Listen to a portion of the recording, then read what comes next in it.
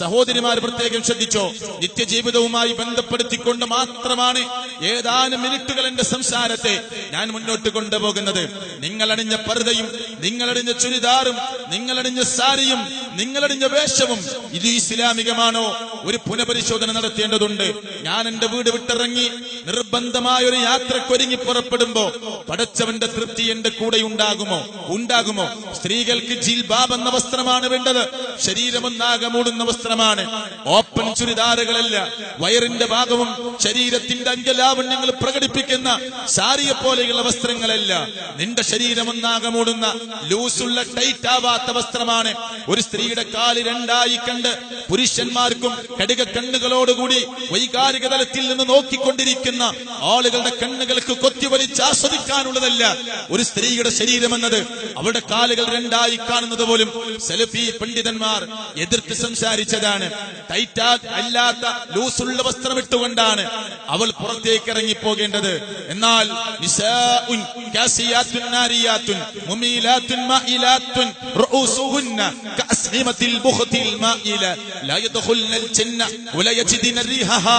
മുഹമ്മദ് റസൂൽ സല്ലല്ലാഹു അലൈഹി വസല്ലമ നമ്മളോട് താക്കീത് പോലെ പറഞ്ഞു പഠിപ്പിച്ചു തരികയാണ്. ഒരു കൂട്ടം സ്ത്രീകളുണ്ട്. ആ സ്ത്രീകളുടെ പ്രത്യേകത എന്തെന്ന് നിങ്ങൾക്കറിയുമോ? അവർ വസ്ത്രമണിഞ്ഞവരാണ്, അവർ കുപ്പായമണിഞ്ഞവരാണ്, അവർ ഡ്രസ്സുട്ടവരാണ്. പക്ഷേ അവർ മറക്കേണ്ടതൊന്നും മറച്ചിട്ടില്ല.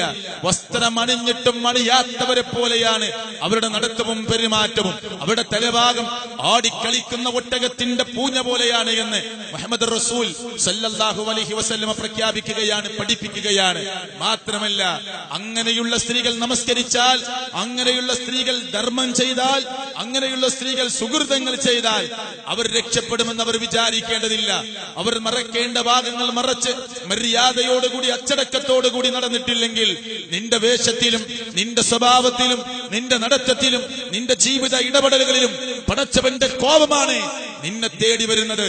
ലാ യദ്ഖുൽനൽ ജന്ന, അവർക്ക് സ്വർഗ്ഗത്തിൽ പ്രവേശിക്കാൻ സാധിക്കുകയില്ല. വലാ യജിദിന റീഹഹാ, സ്വർഗ്ഗത്തിന്റെ സുഗന്ധം പോലും അവർക്ക് ആസ്വദിക്കാൻ പറ്റുകയില്ല എന്ന് മുഹമ്മദ് റസൂൽ സ്വല്ലല്ലാഹു അലൈഹി വസല്ലമ നമ്മളെ പഠിപ്പിക്കുകയാണ്. അവിടെയും പടച്ചവന്റെ തൃപ്തി ഉണ്ടാകണം.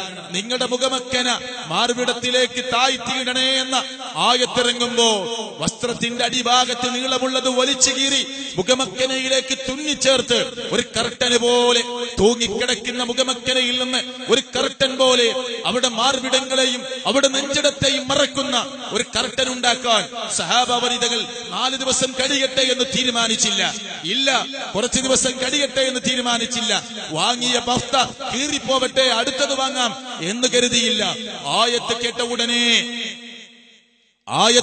ഉടനെ അതാവർ കുപ്പായത്തിന്റെ തുണിയുടെ അധികമുള്ള വലിപ്പമുള്ള ഭാഗം മുറിച്ചെടുത്ത് മുഖമക്കനയിലേക്ക് തുന്നിച്ചേർത്ത് അവിടെ മാറുവിടത്തിലേക്ക് നെഞ്ചിലേക്കുള്ള കർട്ടനായി മറയായി അവിടെ മുഖമക്കന നീട്ടി തുന്നുകയാണ്.